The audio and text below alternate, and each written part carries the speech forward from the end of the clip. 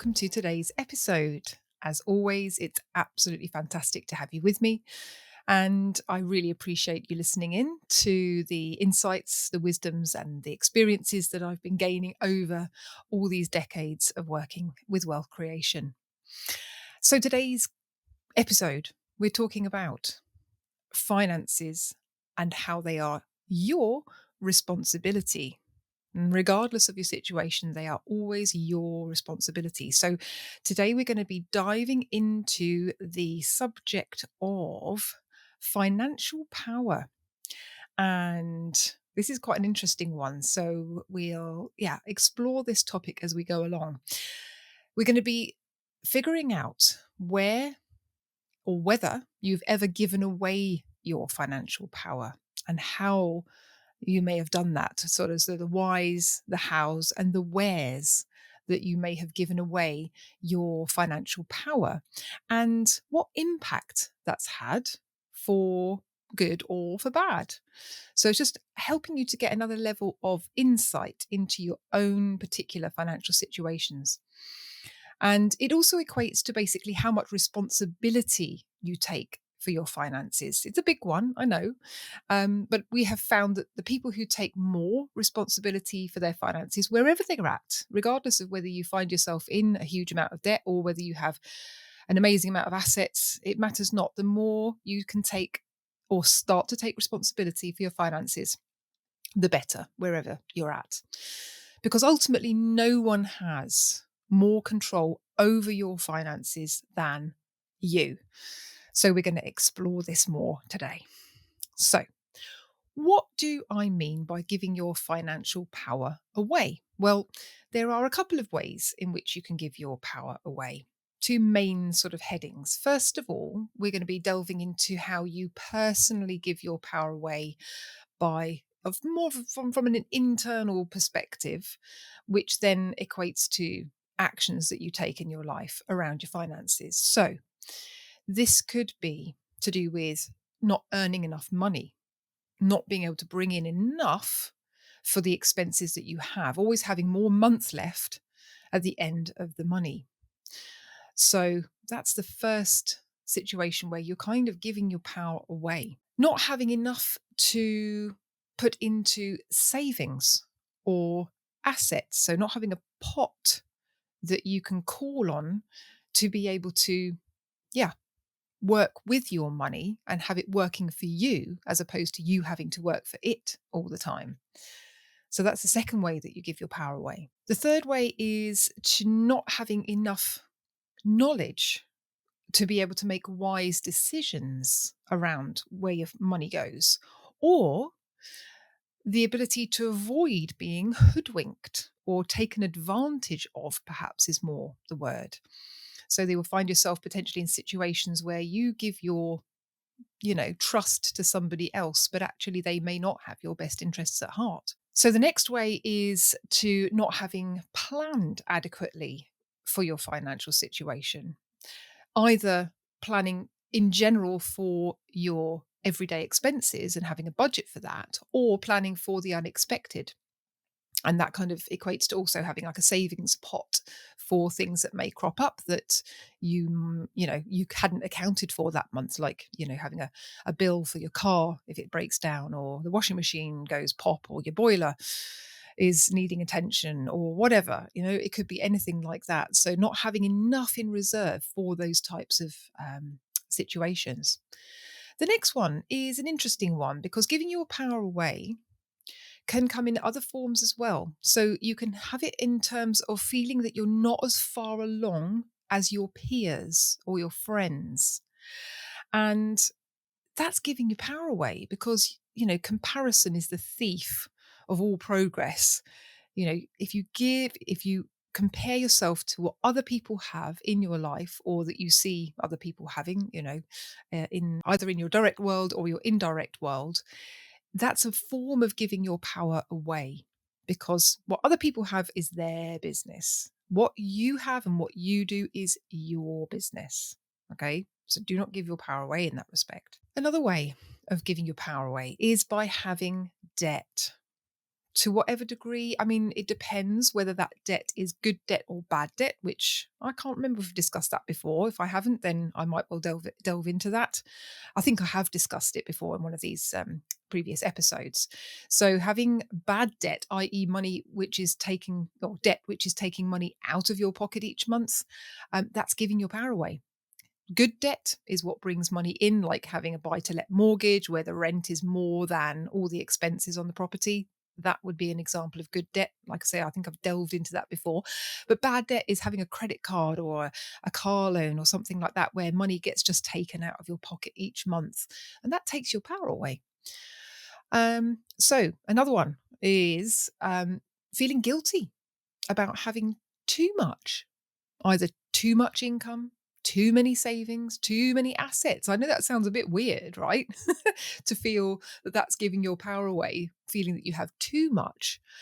But this is kind of the antithesis of comparing yourself to people who have more than you. This is comparing yourself to people who don't have as much as you, and you feeling guilty about that. So therefore, you feel almost like obliged to help other people, or a pressure to do more for other people, because of what they don't have, but perhaps they're spending too much and you feel like you're obliged to help them out and have to give money to them or support them financially.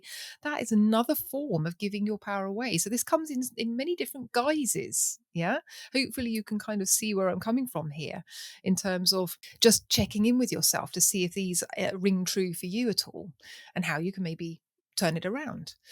Another way of giving your power away is by being too optimistic, having too much hope for the future without any sort of backing to that. So saying, oh, it'd be fine, it'd be all right. It's almost a form of burying your head in the sand a little bit about what's currently going on. You're thinking, oh, this asset will come good, or this investment that I've made will happen and it'll be absolutely fine. And it's almost like kidding yourself when you know deep down that if you are perhaps relying on a bit of a hope and pray strategy, thinking, oh, I'll put my money into here and I just know it's going to go up and this, that, and the other. It's great to be positioning yourself in certain things. It's great to put your money into certain investments. But when you put all your store into something without knowing the exact income to start with, then, and you're just relying on that fact, then you're almost giving your power away. I've known so many people who have put their money into different schemes, ourselves included, in the past, that we've put money into different schemes thinking the best thing since sliced bread, and it just has not panned out. Okay, so being overly optimistic about something that you don't know yet what the outcome's going to be is a form of giving that power away of yours. And this is probably one of the biggest ones here. Okay, this last one here, in the personal sense, is where your partner is the one who does the finances and you don't really know what's going on. You haven't necessarily got a clue what is happening with your family finances, with your relationship finances, that they're the ones who have taken control and just do everything financially wise. That is a huge one, because if you are not at least even understanding what's happening, then you are ultimately giving your power away. Even if you're in the most secure of relationships, circumstances change. That person may not be around forever. It may be that they have, God forbid, but they may, you may get divorced or separate. They may have some sort of illness or injury that prevents them from being able to do the finances, or ultimately they could die. I mean, let's just say it how it is. And of course, if you find yourself in that situation, then it could be really tricky. It could be a very difficult situation for you if you do not understand what's going on, at least understand what's going on with the finances. So it's your responsibility to start to take notice of that, to start to understand what's going on, and maybe even get involved in how those finances are driven. And you start to have healthy conversations around it. And, it just gives you back that power, take your personal power back in that sense. So that is a bit of a list there of ways that you give your power away on a personal level in terms of how you interact with people. Now, there's another way of giving your power away, and this is where you work with a company, a person, an institution that you put your money into.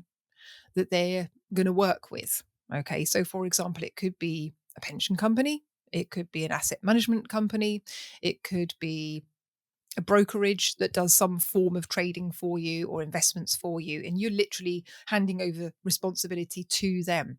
And we've had a few instances where we've worked with people who or organizations who we felt knew better than us, and we felt knew that they knew more than we did. I'll give you one example. Was an investment company, property investment company, and they dealt with purchasing properties and then passing them on to clients or holding them in a portfolio, facilitating the rentals and the management of that portfolio, and then other people would gain a return on their investment from that. And interestingly enough, it just did not work out. We bought a couple of investments from them. This is way back when, in our early investing days. And we also invested in their fund. And, you know, even though we thought they were amazing opportunities, to be honest with you, they did not know what was best for us at the time. We were putting our faith in them knowing what was best for us, and it just didn't work out. We weren't able to cash flow those opportunities and hold them for the longer term, in which it would have worked out much better. We just weren't at that level at that point. And so therefore we had realized a few years down the line that we'd given our power away to them, knowing what was best for us. And actually they did not know what was best for us. Only we knew what was best for us. So as we grew, we realized, no, these are not the types of opportunities we need to be getting involved in. We need to take our power back. We need to get properties which have a good level of cash flow that we can really add value to and build a level of cash flow and wealth for ourselves, which is going to sustain us into the longer term. So that's a way that I'm, talking about it. We kind of, I guess, put them on a pedestal at the time. We thought that they knew what they were doing more than we did. So bring people off that pedestal, learn and get to understand what's going to be best for you. I've also known a few people in my life, very close to me, good friends and family members, who have had pensions, and their pensions have been managed by a particular institution, and then for whatever reason the market has gone absolutely dived and they have lost literally half the value of their pension. Now, it's not to say that pensions are not a good idea. I'm not suggesting that for 1 minute. What I am suggesting is be very careful.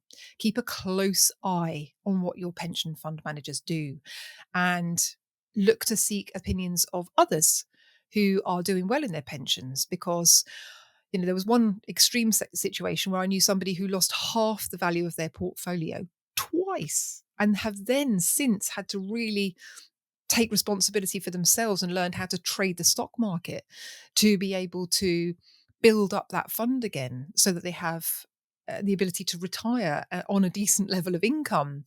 And if they'd left it to their, the pension company to pick up the pieces, they would have just been left with an awful lot less than they had originally anticipated. So that's an extreme example, I know. However, it just goes to show you need to choose carefully where you're putting your money. Some of my clients also have worked with, for example, property sourcing agents in the past who have, been responsible for finding good deals for them, and they haven't always worked out. They've bought properties in for them which have ended up being a money pit, and they've lost either thousands or tens of thousands of pounds over the years on those properties, which have fallen foul of being a good investment. So again, it's that knowledge, understanding, knowing what you're getting yourself into, having the insight to know what's best for you so that somebody else cannot take your power away. So giving your power away ultimately means, depending on the amount of risk and responsibility you are prepared to take, putting your money into financial instruments, vehicles, can be a relatively safe way of investing your money versus more active strategies where you're taking control or you're giving somebody else control to sort of, for example, run your property portfolio for you. But I have to say that research plays a massive role in deciding which company, individual or fund, for example, to work with. And I think I will do an episode all about how to research the right people to work with, because that's so, so important. So that will be kind of a companion episode to this one, if you like. So now, a little bit on the pros and cons of giving your power away, because there are some pros and cons. If you do decide to work with somebody else with your finances, it can give you the time freedom to concentrate on the things that you really want to be spending your time with. But again, it all boils down to who you work with. So, yeah, spending time on things that you love and enjoy, rather than having to learn all the ins and outs and the details of that particular strategy, can be very freeing. Obviously, the ability to earn a passive income, if you have somebody else to do it all for you, is huge. And you don't have to think about it on a daily or even weekly basis, only occasionally. So that can be a real pro to giving your power away once you've set things up, and then let somebody else take the reins, or for these active or passive investments to really start to bring in a good return. That can be really powerful. But some of the cons are, of course, that you are not in control on a day-to-day basis. And to be quite honest with you, the only person that has your best interests at heart is you. So be careful who you give that control to.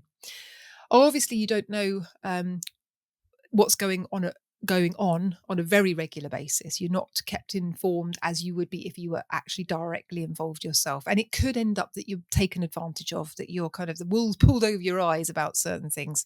So again, boils down to good research on who you're working with.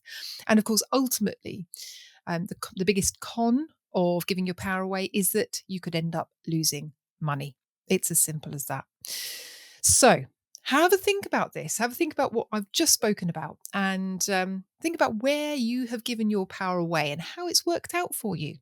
Has it been a good experience? Has it been a negative experience? Has it been costly? Perhaps get to the bottom of these experiences and why it's worked out either so well or perhaps not so well, perhaps really badly. And get to the bottom of it, and why, maybe how you could make changes in the future about how you work with your money. So I hope that's been a thought-provoking one for you. One about taking personal responsibility with your finances is a huge topic, but yeah, giving you some good insights there today, hopefully. So if it has, perhaps come and check us out at thefreedomclub.com, the-freedom-club.com, where we can teach you, or you can learn more about how we help you to challenge your current thinking and ways of working with money so that you get different financial results. So tune into the next episode for more wisdom, insights, and experiences, and I'll look forward to seeing you then. Take care.